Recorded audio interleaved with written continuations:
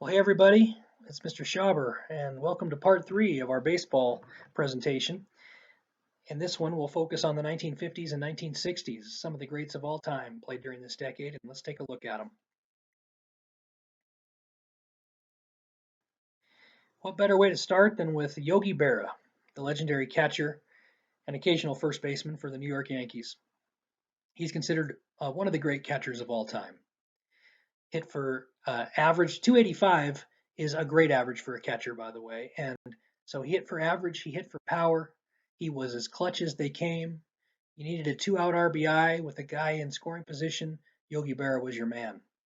You can see the 18 All-Star selections, but most importantly, and the thing he is remembered by on the field is 21 World Series as a player, coach, or manager, and he won 13 of those 21. 10 as a player and 3 as a coach. His 10 as a player is an all-time record. It's going to be tough to beat that for anybody. Because he was in so many World Series and he was clutch, he holds a bunch of World Series records. And he is one of only 5 players to win the American League MVP 3 times. Of course, his famous number 8 jersey is retired by the Yankees. And he is known as being one of the craziest, zaniest, funniest, maybe without trying to be funny, players in history. He has all kinds of crazy quotes. I think he thought they were perfectly normal when he said them, and most people kind of looked at him a little funny when he'd say things. But his list of zany quotes is just fantastic. Things like "It ain't over till it's over," and 90% of the game is half mental. And when you come to a fork in the road, take it. And another one is he said, "You should always go to other people's funerals. Otherwise, they won't come to yours." Things like that. Things that, again, to him probably seemed perfectly normal and made sense, but to most other people, I'm sure people thought he was a little nuts. But Yogi Berra was one of the most entertaining uh, personalities in baseball history and one of the greatest catchers to ever put on a uniform. Of course, Jackie Robinson. What can be said about Jackie Robinson? He was a 4 sport star at UCLA, the school's first athlete to letter in 4 sports: football, baseball, basketball, and track.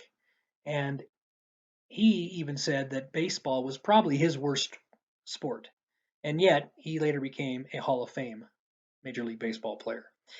He had played in the Negro Leagues in 1945. Uh, he had served in the military before that during World War II. Then he gets signed by the Dodgers, and the Dodgers' uh, legendary general manager Branch Rickey. Branch Rickey wanted to break the color barrier. He knew that the African Americans could play in the major leagues. He knew how good many of them were, and he signed Jackie Robinson to the Dodgers. First, Jackie went to the farm team up in Montreal, and then in 1947 was brought up to Brooklyn to play for the Dodgers. Jackie Robinson was told, "You're going to have to keep your temper in check. You're going to have to really behave on the field, let your playing do your talking. When people spike you or throw balls at your head, you're going to have to just not fight back, at least not yet. You're going to have to keep your cool. You have to show that you belong here and that you can play at this level. And once you gain the respect of other people, uh, then things will change." And that's exactly what he did. He was amazing. The level of restraint he showed in retaliation or lack thereof was amazing, and his play was amazing. Of course, then he is the first African American to play in the major leagues in the modern era, breaking the color barrier and changing baseball forever. His actions, it could be argued, influenced the civil rights movement as greatly as just about anything. Of course, he was doing this in the late 40s. By the early 50s, you had the introduction of rock and roll, and a lot of African American artists became extremely popular with both white and black audiences. And by the mid to late 50s, you had the civil rights movement with the boycotts and the sit ins and the protests and the marches and and faces like Martin Luther King Jr. But it could be argued that Jackie Robinson's role in civil rights was as great as anything. He was a tremendous player, both offensively and defensively, extremely fast on the base paths. You can see he batted over 300 for his career. He helped the Dodgers win their first World Series in 1955. They had been numerous World Series before that. The Yankees had always seemingly it was always seemingly always the Yankees that beat them, and finally in the 1955 series, the Dodgers beat the Yankees for their first title, and all those Dodgers players became legends because of that in the eyes of the Brooklyn fans. In 1949, he had won the National League MVP for his amazing play, and in 1947, as a rookie, he won the Rookie of the Year, the first year the award was given. In 1997, his number 42 jersey was retired by all major league teams. There were still a few players wearing number 42 for their respective teams, and they were allowed to do so until they decided to retire or change jersey number. But his jersey was retired by all teams in 1997. And then in 2004, on April 15th, Major League Baseball commemorated the first Jackie Robinson Day. And every player on every team wore number 42 that day to immortalize Jackie Robinson. And every April 15th since 2004 in Major League Baseball, every player continues to wear number 42 on just that day to remember Jackie Robinson. In 1950, he was in a biography movie called The Jackie Robinson Story, and he played himself in the movie. And of course, one of his great quotes, "I'm not concerned with your liking or disliking me. All I ask is that you respect me as a human being." And he was respected, he was loved, he was admired. Unfortunately, he was taken far too soon. In 1972, at the age of 53, after suffering from heart disease and diabetes, Jackie Robinson died of a heart attack. But his legend has only grown since his passing, and he is revered as one of the pioneers of modern baseball. Here are some pictures of Jackie Robinson in the upper left as a very young man for the Brooklyn Dodgers. To the right, as a more seasoned veteran for the Dodgers. And then on the bottom there, stealing home, his signature move, stealing home. And of course, his most famous stealing of home was against the Yankees in the World Series. The Dodgers moved from Brooklyn to Los Angeles in the late 50s, but Jackie Robinson retired just before that happened. So he never made it out to the West Coast to play baseball. He played his whole career in Brooklyn. And for those Dodgers fans in Brooklyn, he was one of their heroes.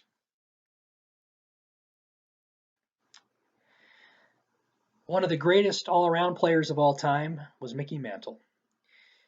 He replaced Joe DiMaggio as the Yankees center fielder. And you talk about big shoes to fill. Nobody thought that anyone could replace Joe DiMaggio. And not only did he replace Joe DiMaggio, he, in some ways, was even more dynamic. He was a switch hitter, and he was equally powerful, hitting left-handed or right-handed. Hit 500-plus foot home runs in an era when guys didn't lift weights in the off season. They weren't in the weight room all the time. Performance-enhancing drugs weren't a thing at this time. He was just naturally a big, strong farm boy from Oklahoma, and he could hit the ball a mile. He could run like the wind. He had a great arm. He could steal bases. He could hit for average. He could do everything. He was a five-tool player. Unfortunately for him, he was injured and hobbled too much of his career. Bad knees and bad ankles, and too much of his career he spent kind of hobbling around. He played for a long time still. He went to 20 All-Star games. But while he was healthy, he was as good a player as the major leagues had during that era. You can see 536 career home runs, over 1,500 career RBI. In 1956, a Triple Crown with just off the chart statistics. 3-time American League MVP, like his teammate Yogi Berra. And he was in 12 World Series and won 7 of them. Because of that, and because he was an amazing player, he holds a bunch of World Series records, including for most home runs, RBIs, runs scored, extra base hits, and total bases. His number 7 has been retired by the Yankees, and Mickey Mantle will forever be one of the greats of all time. Right up there with Mantle, and in the eyes of many baseball people, even perhaps better, was Willie Mays. The Say Hey Kid. A lot of people think he might have been the greatest five-tool player in history. He could do everything on a baseball field, and he could do everything well. He hit over 300 for his career. You can see his career hits, over 3,200, 660 home runs, which is still 5th all-time, over 1,900 career RBI, over 2,000 runs scored. He's tied for first for most All-Star selections with 24, and a 12-time Gold Glove winner, 12 in a row. 2-time National League MVP. Willie Mays is the quintessential do-it-all baseball player. Of course, he made the famous the catch during the 1954 World Series and helped the Giants win that World Series. And so Willie Mays, absolutely one of the greatest of all time. He was teammates with a man named Bobby Bonds, who later had a son named Barry Bonds, and Willie Mays became Barry Bonds' godfather. And of course, Barry Bonds, controversial player, but also one of the greats of all time, just naturally one of the great baseball players ever. So, but Willie Mays, absolutely, without a doubt, all-time legend. Mr. Cub, Ernie Banks, one of the great shortstops of all time, the greatest power-hitting shortstop of all time, 512 career home runs, over 2,500 hits, over 1,600 RBI, 2-time National League MVP, back-to-back. He was the first National League shortstop to win back-to-back MVPs. And that's saying something, considering Honus Wagner had fallen into that category as a National League shortstop. Of course, Wagner was kind of before the MVP era, but Ernie Banks certainly deserved all the accolades he received. His number 14 jersey has been retired by the Cubs, and he always was known for his smile, his positive attitude. He played on a lot of Cubs teams that were really not very good, but he was one of the shining stars during those years. And of course, one of his famous quotes is, "It's a great day for a ball game. Let's play two." He was always up for a game of baseball, and he was amazing. Speaking of amazing, Hank Aaron. Hammer and Hank, or sometimes just called the Hammer. Hank Aaron, one of the good guys in baseball history.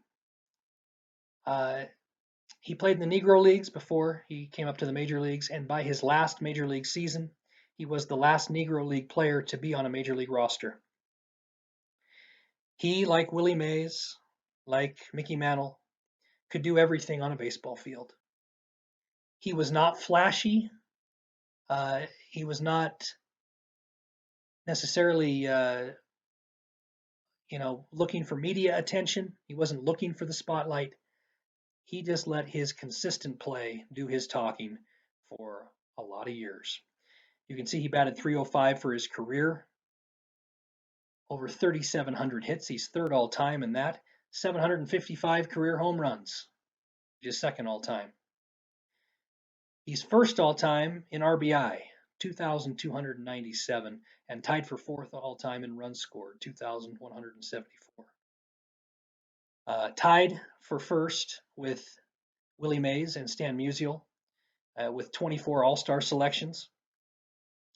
And he helped the Braves win a World Series championship in 1957.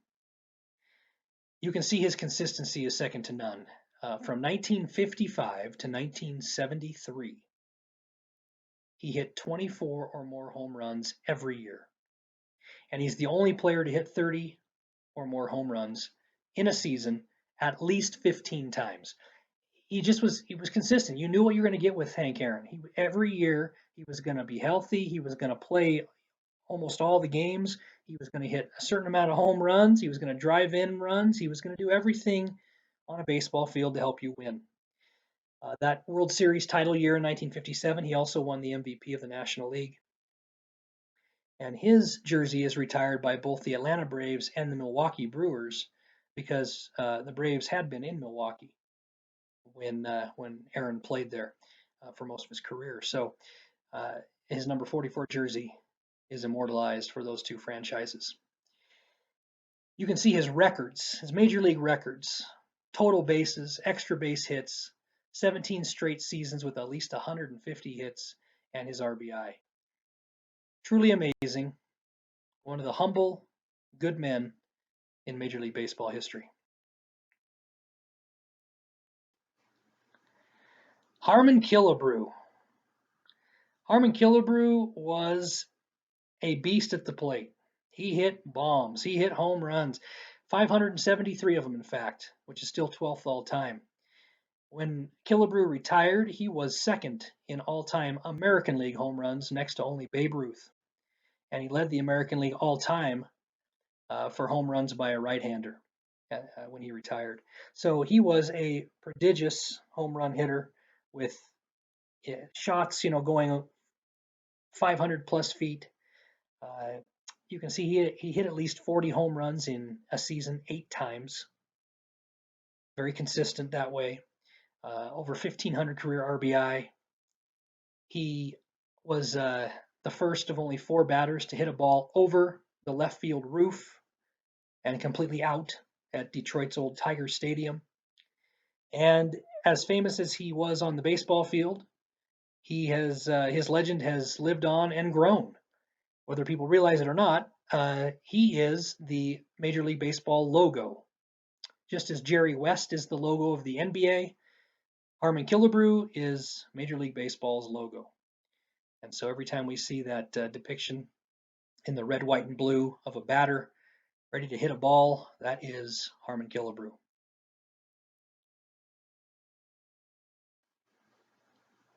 Roberto Clemente, also a 5-tool player. Tremendous. A Puerto Rican who burst onto the scene for the Pittsburgh Pirates, ends up hitting .317 for his career. He notched exactly 3,000 hits. He was not a huge home run hitter, but he had enough power. He could get the job done. What you see, 240 home runs is respectable. Over 1,300 RBI, 15 All-Star selections, and he helped the Pirates win 2 World Series, both in 1960 and in 1971. He was the first Latino to win a World Series as a starter. He also won an MVP in 1966, becoming the first Latino to win the NL MVP award, and a World Series MVP in 1971, becoming the first Latino to do that. So he was a true trailblazer for the Latino ball player. And of course, since Roberto Clemente, so many major leaguers and great major leaguers have been from Latin America. He was kind of the guy that started that all. He was a 12-time Gold Glove winner, 12 in a row, you can see, from 1961 to 72. A cannon for an arm, great range in the field. What a player he was. And in 1973, he was inducted to the Baseball Hall of Fame, becoming the first Latin American to do that. So not enough good things can be said about Roberto Clemente. He was often involved in charity work, and the season after he notched his 3,000th hit in 1972, he was on a plane on New Year's Eve going to deliver aid to earthquake victims in Nicaragua. And the plane crashed and he died on board.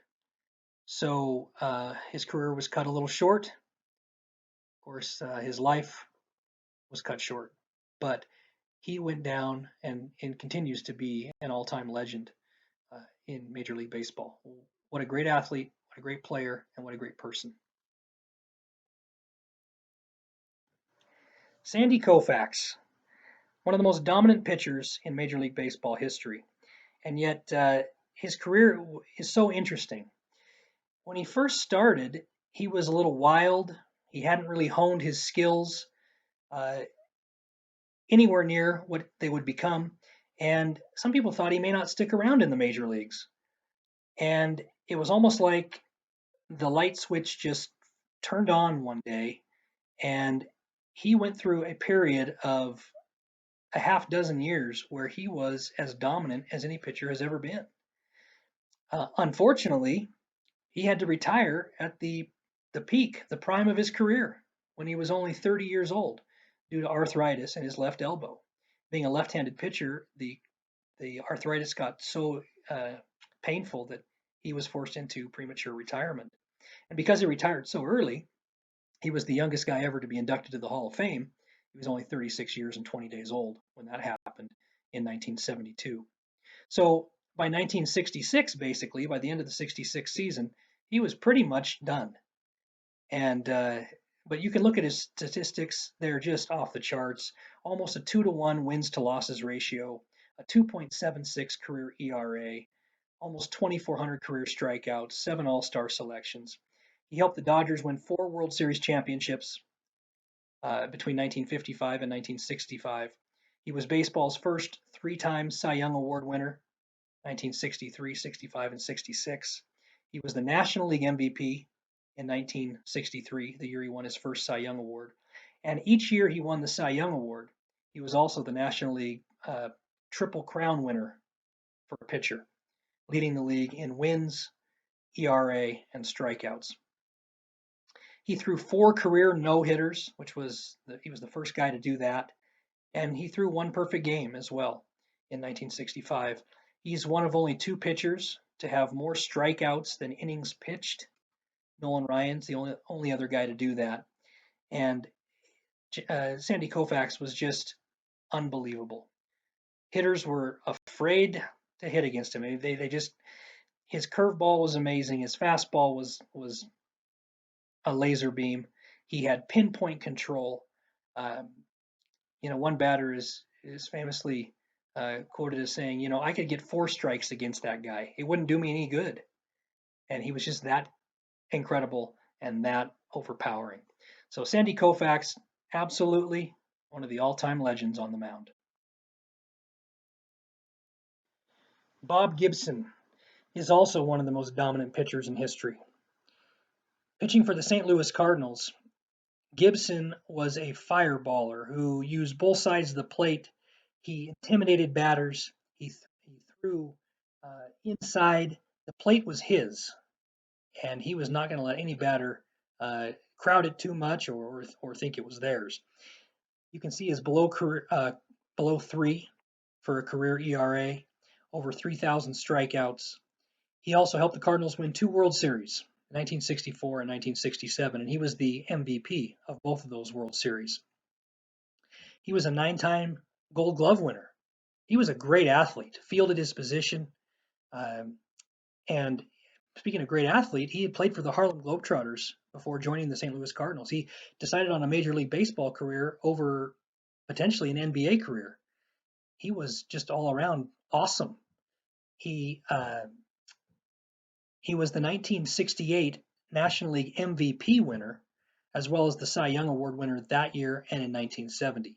And you'll see momentarily, in 1968, he just took his game to a level that we have not seen any pitcher perform at since then, or almost really before then either.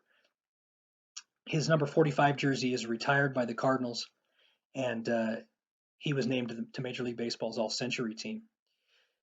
Speaking of that 1968 season, he took the Cardinals back to the World Series that year. They were going for back-to-back titles because they had won it in 67.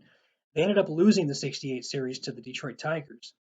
But during that series, he had 17 strikeouts in 1 World Series game, which is a record, and 35 strikeouts for the entire series, which is a major league record. And for the entire 1968 season, he had a 1.12 ERA, which is the lowest ERA in a season uh, in modern baseball history.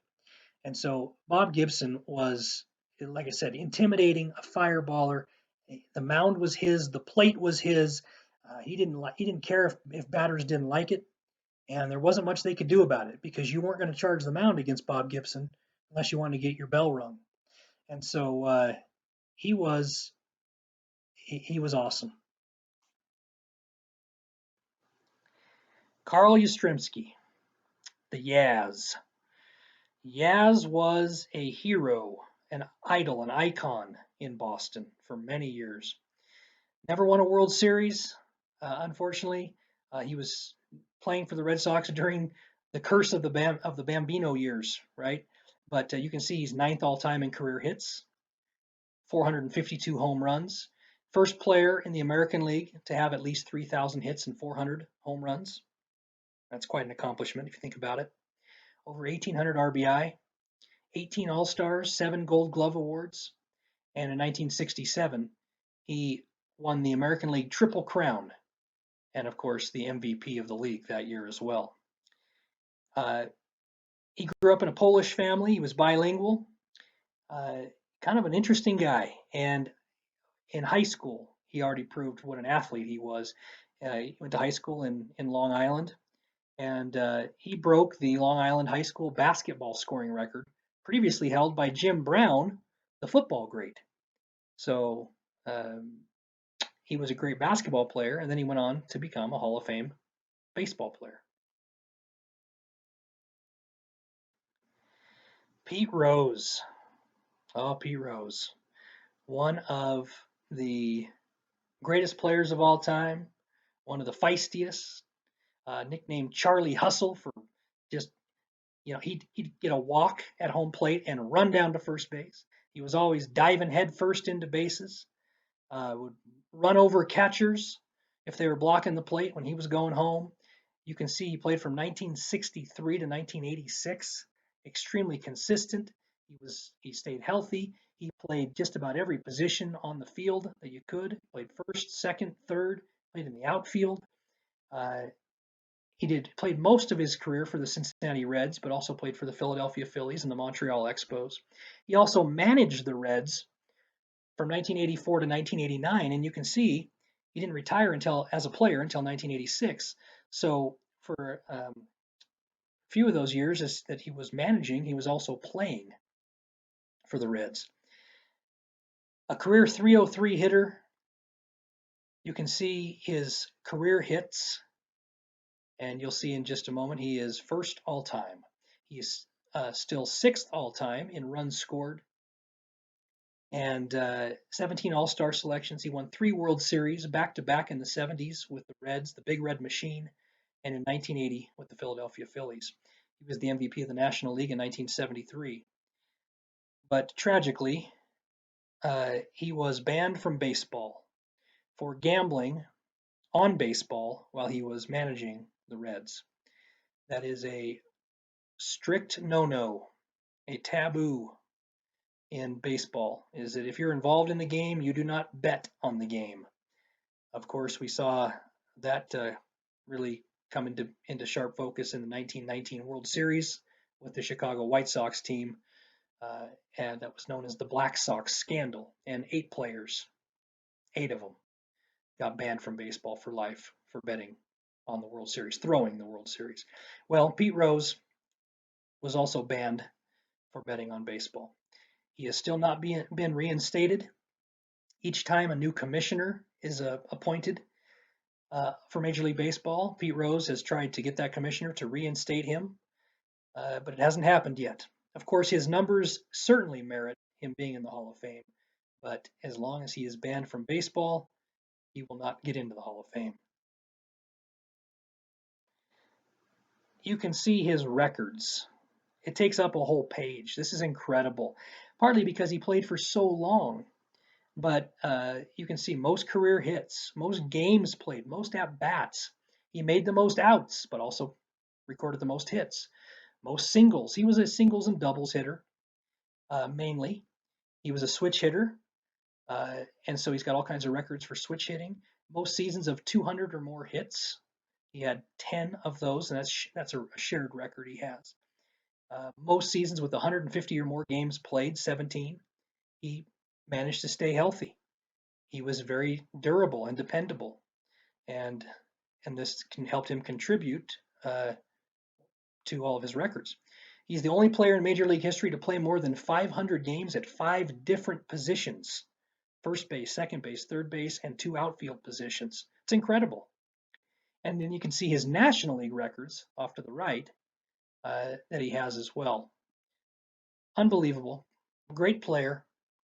And certainly, again, the numbers merit Hall of Fame, but the gambling on baseball has kept him out. Lefty, Steve Carlton, one of the most dominating left-handed pitchers of all time. You can see his career record, over 300 wins, a lot of losses. But that tells you one thing, or a couple of things. First of all, it tells you he's really good, because a guy with that many losses, if he wasn't good, he wouldn't have that many losses. Let's put it that way. He wouldn't be around. He wouldn't be sticking in the major leagues and staying on rosters year after year.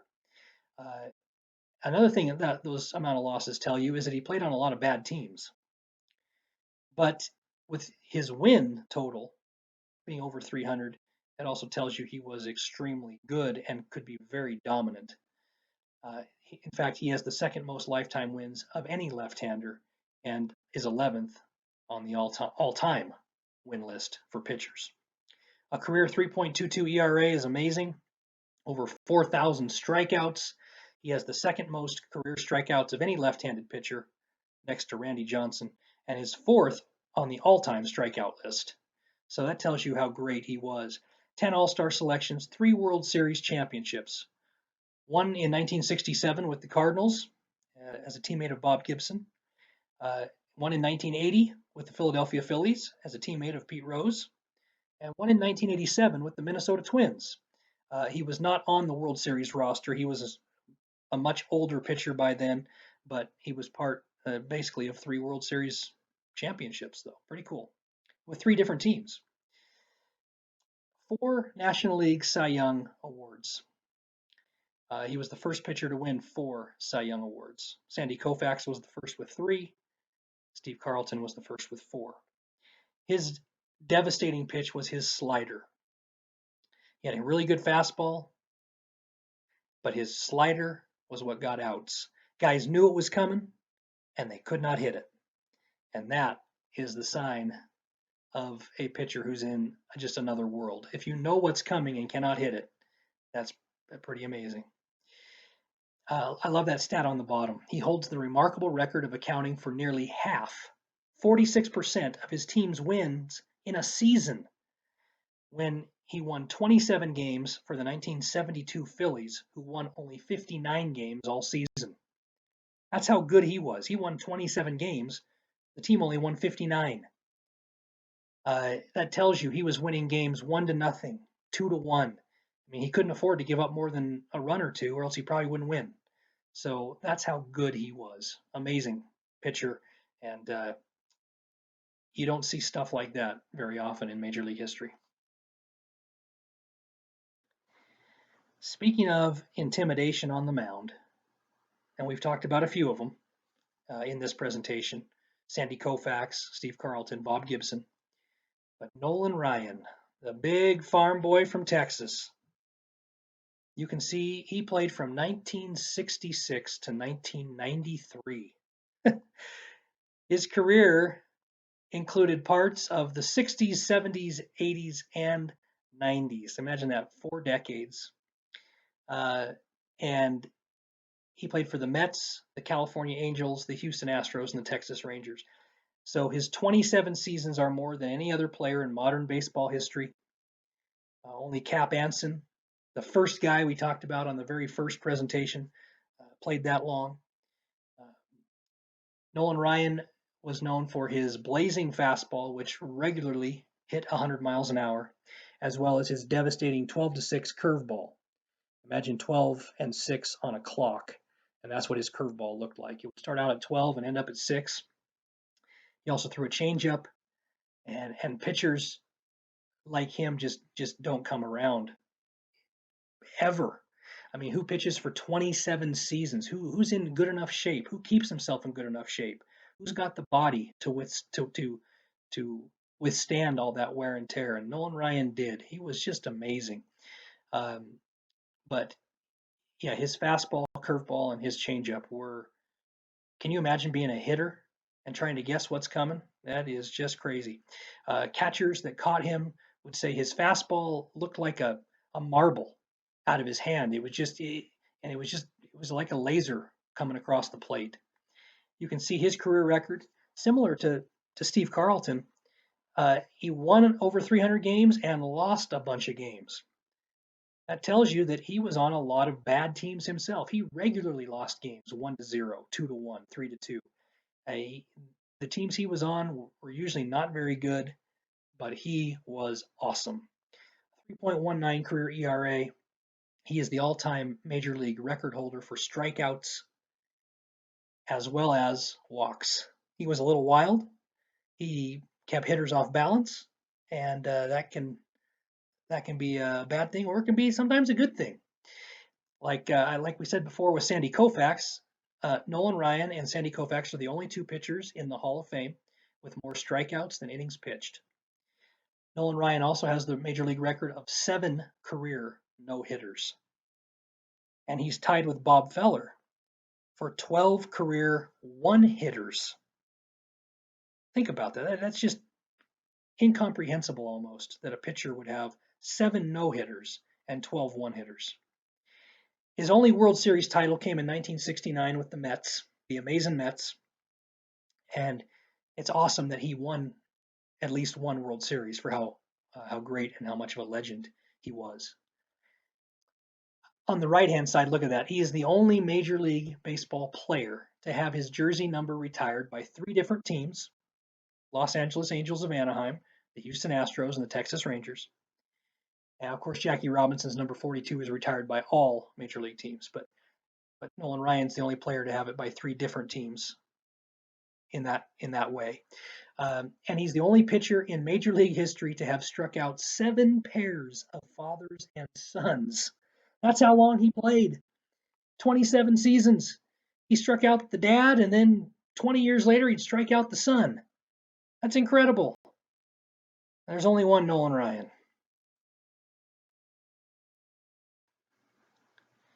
Here is Nolan Ryan. Here are a bunch of pictures of him. Young guy for the Angels, a little older for the Astros, a little older for the Rangers. There he is on the bottom right after throwing no-hitter number 7 while he was playing for the Rangers. And there he is to the bottom left. That's who Nolan Ryan is.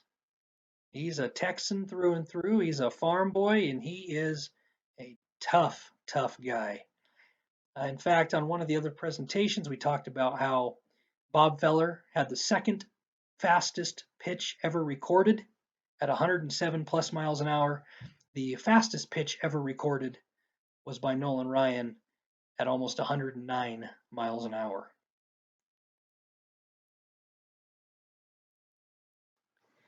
Johnny Bench, probably the greatest catcher all around of all time. Johnny Bench was the ultimate leader on the baseball field. You can see almost 400 career home runs and almost 1,400 career RBI, 14 All-Star selections, and 10 consecutive Gold Glove awards. 2 World Series championships with the Big Red Machine, Cincinnati Reds in the 1970s, and twice the MVP of the National League. You can see he was known for having huge hands. That picture of him there on the bottom left, he's holding 7 baseballs in one hand. He was clutch. He had power to hit the ball out of the park. His average was never eye-popping, but he, like I said, was clutch and would get the big hits when needed. And he was the ultimate field general, and led those great Cincinnati Red teams to 2 championships. He was also a tremendous catcher, called a great game behind the plate, and had a rocket for an arm. And today, the Johnny Bench Award is given to the best college baseball catcher in the country. And of course, you can see how great voters thought he was. Voters who vote on these things. He was named to the Major League Baseball All-Century team and All-Time team. So Johnny Bench is as good a catcher as we've ever seen. And Reggie Jackson, nicknamed Mr. October. Nicknamed that for his clutch hitting in the postseason. Reggie Jackson's story is pretty cool. He was a tremendous high school athlete, and he was scouted by Alabama and Georgia and Oklahoma to maybe come and play football for them in college, and all of them would have had to break the color barrier to sign Reggie Jackson to a scholarship, and they were willing to do that. That's how great he was. Well, he declined all three offers, and he decided instead to go to Arizona State to play football. He looked to have a promising career, but he also decided, hey, I'm a really good baseball player, and so he decided to talk to the baseball coach one day after football practice during his freshman year, and he asked the baseball coach if he could try out. And the story goes that the baseball coach said, "Well, we're kind of set, on our team, and but whatever. I'll give you 5 pitches, 5 batting practice pitches. Let's see what you got." And on those 5 pitches, he hit 3 home runs. And the coach then said, "Yeah, I think we can find a spot for you." So Reggie Jackson he's just one of those athletes that doesn't come along very often. He was never a great average hitter. In fact, he has the all-time record for most strikeouts of any hitter in history. But he could hit the ball out of the park, and he did it with great frequency. As you can see, 563 career home runs, which is 14th all time, over 1,700 RBI, over 2,500 career hits. He's the first major league player to hit 100 or more home runs for 3 different teams. Reggie Jackson was one of the first big name free agents to kind of start switching around teams. He was a 14-time All-Star and a 5-time World Series champion. He won 3 in a row in the early 1970s with the Oakland A's, and he won back-to-back in the late 70s with the New York Yankees. He also played for the California Angels, and like I said, he was a big money free agent. But a 2-time World Series MVP, one with the A's and one with the Yankees. And in that 1977 World Series with the Yankees, in which he won the MVP, he hit 3 straight home runs in the clinching game of that series. So he got up, hit a home run. Next time at bat, hit another home run. Next time at bat, hit another home run. And Mr. October stuck. He was also the American League MVP in 1973, the year he was World Series MVP and World Series champ with the Oakland A's. So Reggie Jackson had a tremendous career. Oakland A's retired his jersey. The Yankees retired his jersey. Inducted to the Hall of Fame in 1993. There's only one Reggie, and he was awesome.